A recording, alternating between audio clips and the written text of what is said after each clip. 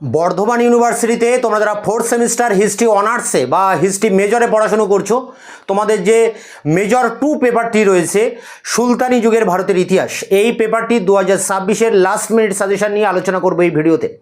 পাশাপাশি তোমরা যারা ফোর্থ সেমিস্টারে ইতিহাস সাবজেক্টটি জেনারেল বা মাইনর সাবজেক্ট হিসাবে তোমাদের পড়তে হচ্ছে, তোমাদের যে MN2 বা মাইনর 2 যে পেপারটি রয়েছে সুলতানি যুগের ভারতের ইতিহাস, এই পেপারটিরও সাজেশন নিয়ে আলোচনা করবে এই ভিডিওতে। অর্থাৎ ফোর্থ সেমিস্টারে তোমরা যারা অনার্সে পড়ছো তোমাদের জন্য মেজর 2, এবং তোমরা যারা জেনারেল বা পাস কোর্সে পড়ছো তোমাদের জন্য মাইনর 2। দুটি ক্ষেত্রেই সিলেবাস একই, সুলতানি যুগের ভারতের ইতিহাস। এখানে যে প্রশ্ন তোমাদের হবে, হয়তো প্রশ্ন আলাদা আলাদা হবে কিন্তু একই সিলেবাসের উপরে হবে, তাই তোমাদের এই প্রশ্নের মধ্যে কিন্তু প্রায় 70% মিল থাকবে। যে 6টি প্রশ্ন পরীক্ষায় লিখতে হবে তার মধ্যে দেখবে 4টি প্রশ্ন উভয়ের মধ্যে কমন এসেছে, হয়তো আর 2টি কি 3টি প্রশ্ন আলাদা হবে। যেমন মেজর 2 এর ক্ষেত্রে বলা যায়, যেমন এলো হয়তো ইলতুৎমিশের কৃতিত্ব লেখো, সেখানে মাইনর 2দের ক্ষেত্রে এলো গিয়াসউদ্দিন বলবনের কৃতিত্ব লেখো। একই সিলেবাসের উপরে প্রশ্নপত্র প্রায় একই হবে, আলাদা কিছু নয়, একই সিলেবাস, শুধুমাত্র প্রশ্নটা আলাদা কিন্তু প্রশ্নের মধ্যে দেখবে মিল রয়েছে প্রায় 70%-এর উপরে। তাই এখানে সাজেশনটা একই রয়েছে, একটাই সাজেশন অনার্সেরাও তোমরা ফলো করবে মেজর 2 পেপার হিসাবে, এবং জেনারেল কোর্সের জন্য তোমরা মাইনর 2 হিসেবে সাজেশনটা ফলো করবে। ওই সাজেশন থেকেই সব কমন আসবে।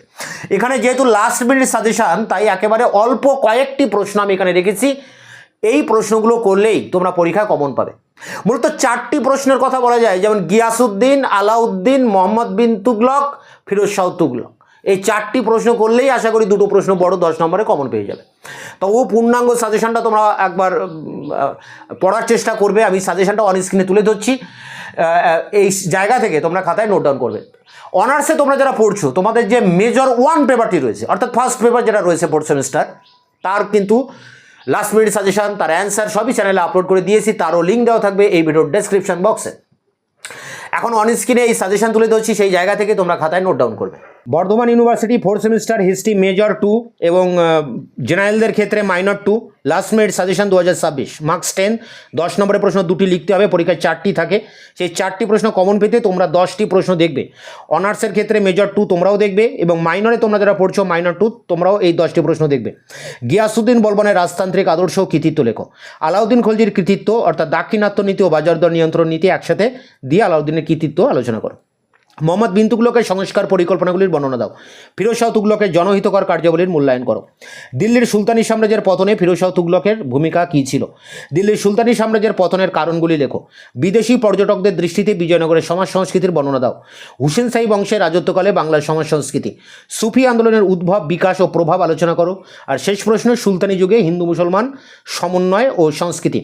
এই 10টি প্রশ্ন টপ মোস্ট ইম্পর্টেন্ট প্রশ্ন, এগুলো অবশ্যই তোমরা পড়বে। এই সমস্ত প্রশ্নের উত্তর চ্যানেলে আপলোড করা আছে, ভিডিওর ডেসক্রিপশন বক্সে তার লিঙ্ক দেওয়া আছে। মার্কস 5, 5 নম্বরের টিকা প্রশ্ন 4টি লিখতে হবে, 20 নম্বর। পরীক্ষায় 8টি প্রশ্ন আসবে, তার জন্য তোমরা 10-12টি টিকা দেখবে।